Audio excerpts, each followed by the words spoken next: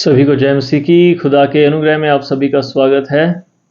मैं विश्वास करता हूँ आप सभी विश्वास में बढ़ रहे होंगे और मैं क्षमा चाहता हूँ पिछले दिनी कुछ ज़्यादा बिजी होने की वजह से मैं वीडियोस नहीं डाल पाया, इवन कि मैंने वादा किया था। मैं उसके लिए माफ़ी चाहता हूँ आप सभी से। और आज हम मत्ती में बढ़ रहे हैं और मत्ती के 6वें अध्याय की 5वीं आयत से हम पढ़ेंगे और परमेश्वर के कलाम को जानेंगे और देखेंगे कि खुदा हमारे जीवन में ऐसा क्या चाहता है कि जिससे हम परमेश्वर के और करीब जाएं। तो मैं पढ़ने जा रहा हूं आपके सामने मत्ती रचित सुसमाचार 6 अध्याय और उसका 5 नंबर आयत। जब तू प्रार्थना करे तो कपटियों के समान ना हो, क्योंकि लोगों को दिखाने के लिए आराधनालयों में सड़कों के मोड़ों पर खड़े होकर प्रार्थना करना उनको अच्छा लगता है। मैं तुमसे सच कहता हूं, मैं अपना प्रतिफल पा चुके। खुदा का कलाम पढ़े सुने जाने पर बहुत सारी आशीष हो। खुदा चाहते हैं कि हम परमेश्वर के साथ उनके बेटे प्रभु यीशु मसीह के जरिया एक निजी रिश्ते में रहें, कि खुदा हमारे संग है हर समय। इस समय भी जब आप वीडियो देख रहे हैं, जब मैं वीडियो बना रहा हूं, तो जब परमेश्वर हमारे हर समय संग हैं और वो चाहते हैं कि हम एक निजी रिश्ते में रहें। इसी बात को उन्होंने समझाया कि लोग जो अपने आप को धर्मी कहते हैं, उनकी धार्मिकता का प्रमाण वो दूसरों से चाहते हैं कि लोग उन्हें अच्छा समझें, धर्मी समझें और उन्हें प्रार्थना करने वाला समझें। इसलिए वो ऐसी हरकतें करते हैं।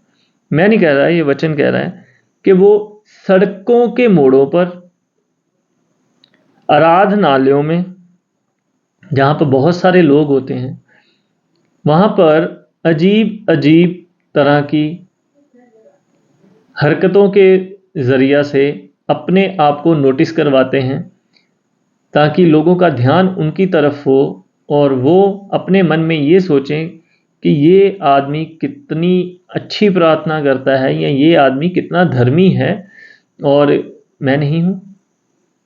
शायद परमेश्वर इससे ज़्यादा प्यार करते हैं, मुझसे नहीं। आज के युग में चले जाएं, आज की बात करें तो आप वीडियोस में यूट्यूब पर देख सकते हैं कि कई लोग जो मिनिस्ट्रीज़ में या चर्चेज़ में ऐसी तरह प्रार्थना करते हैं कि सबका ध्यान उनकी तरफ चला जाता है।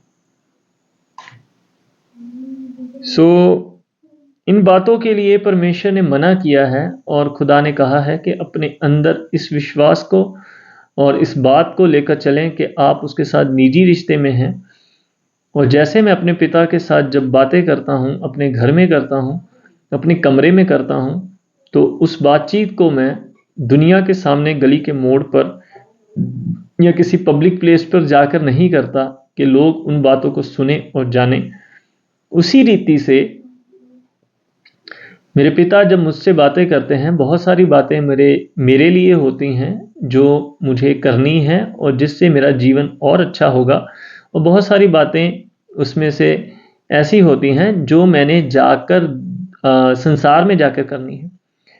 तो ये दोनों बातें अलग हैं, जो मेरे लिए हैं ताकि मैं बेहतर बनूं, मेरा जीवन बेहतर बने, और कुछ ऐसी बातें हैं जिनसे समाज का कल्याण हो, समाज की भलाई हो। तो मैं जो जो पिता कहते हैं वो मैं करता हूं, मगर जो बातें मेरे और पिता के बीच में हैं उन्हें मैं जाके ढिंढोरा नहीं पीटता, क्योंकि मुझे पिता के हुक्म को पूरा करना है। मुझे संसार से इस तरह का सर्टिफिकेट नहीं चाहिए कि मैं पिता के हुक्म को पूरा करता हूं। मेरा परमेश्वर, मेरा पिता मुझे जानता है और वो ये भी जानता है कि ये मेरे हुक्मों को, मेरी आज्ञाओं में कितना है और कितना नहीं है। मगर परमेश्वर का कलाम हमें सच सच बता रहा है कि जो ऐसी हरकतें करते हैं वो सच में परमेश्वर में नहीं है, वो है ही नहीं परमेश्वर में। इसीलिए तो लोगों को दिखाने के लिए ये हरकतें करते हैं कि मैं परमेश्वर में हूं, मैं परमेश्वर में हूं। जो परमेश्वर में है वो परमेश्वर की संतुष्टि, उसकी शांति में बैठा हुआ है। मैं इस चीज़ का मना नहीं करता कि दूसरों पर बल का आत्मा नहीं उतरता। मैं इस चीज़ के लिए मना नहीं करता कि लोग अपने जोश में आकर ऐसी प्रार्थना ही नहीं करते। मैं इन चीज़ों के लिए आपके सामने रख रहा हूं कि जो जानबूझकर ऐसी हरकतें करते हैं और जानबूझकर आराधनालयों में, पब्लिक प्लेस पर और मोड़ों पर जाकर प्रार्थना करते हैं। खुदा का कलाम कहता है, परंतु जब तू प्रार्थना करे, अब परमेश्वर हमें सिखा रहे हैं कि किस तरह से प्रार्थना करना। परंतु जब तू प्रार्थना करे तो अपनी कोठरी में जा, द्वार बंद करके अपने पिता से जो गुप्त में है प्रार्थना कर, और वह तुझे गुप्त में, तब तेरा पिता जो गुप्त में देखता है तुझे प्रतिफल देगा। खुदा का कलाम कहता है कि हम निजी रिश्ते में हैं। बार बार कहता है अपनी कोठरी में जा। मैं अपने कमरे में आ सकता हूं, अपनी कोठरी में जा, अपने मन में आ सकता हूं। मुझे प्रार्थना करने के लिए कमरे की जरूरत भी नहीं है। अगर मैं घर में हूं तो मुझे कमरे की जरूरत है। अगर मैं घर में नहीं हूं तो परमेश्वर से बातें करने के लिए मुझे अपने मन के अंदर ही जाने की जरूरत है।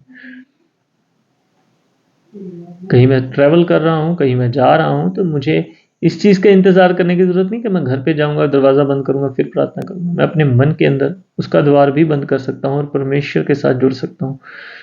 सो खुदा का कलाम हमें यही सिखाता है कि हम चाहे घर में हैं, पब्लिक प्लेस में हैं, फिजिकली भी हैं, तो भी परमेश्वर के साथ निजी रिश्ते में रहें। और जब हम अकेले, चाहे पब्लिक प्लेस में हैं, तो भी हम परमेश्वर के साथ निजी रिश्ते में रहें, ताकि परमेश्वर जो गुप्त में हमें देखता है वो हमें प्रतिफल देगा। समझने की बात यह है कि खुदा का कलाम कहता है कि मैंने तुम्हारे सर के बाल तक गिने हुए हैं। वो हमें हमसे ज़्यादा बेहतर जानते हैं। उन्होंने अपनी हथेली पर आपकी और मेरी शक्ल, हमारी आकृति उकेरी है। हमें इतना ज़्यादा बेहतर जानते हैं। तो जब वो हमारे संग है हर समय, हर सेकंड, सोते जाते, उठते बैठते, तब भी जब हम बुरे काम करते हैं, तब भी जब हम अच्छे काम करते हैं,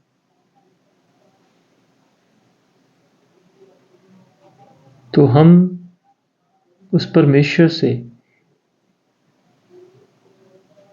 क्यों नहीं, लोगों से क्यों महिमा चाहते हैं। लोग यहां कुछ हैं, वो कल वहां कुछ हैं। आप समझें कि खुदा आपसे निजी रिश्ता चाहता है, और परमेश्वर के कलाम का जो जड़ है नए सुसमाचार का, वो यही है कि परमेश्वर आपसे निजी रिश्ता चाहते हैं।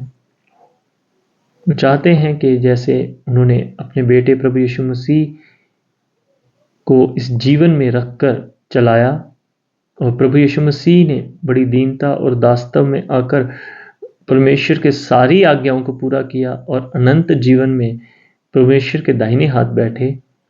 हम भी उसी रीति से परमेश्वर के साथ प्रार्थना के द्वारा एक निजी रिश्ते में जाएं, ताकि खुदा हम पर अपनी योजनाओं को जाहिर करे और हम परमेश्वर की आज्ञाओं को पूरा करें और एक दिन परमेश्वर के राज्य में प्रवेश करें।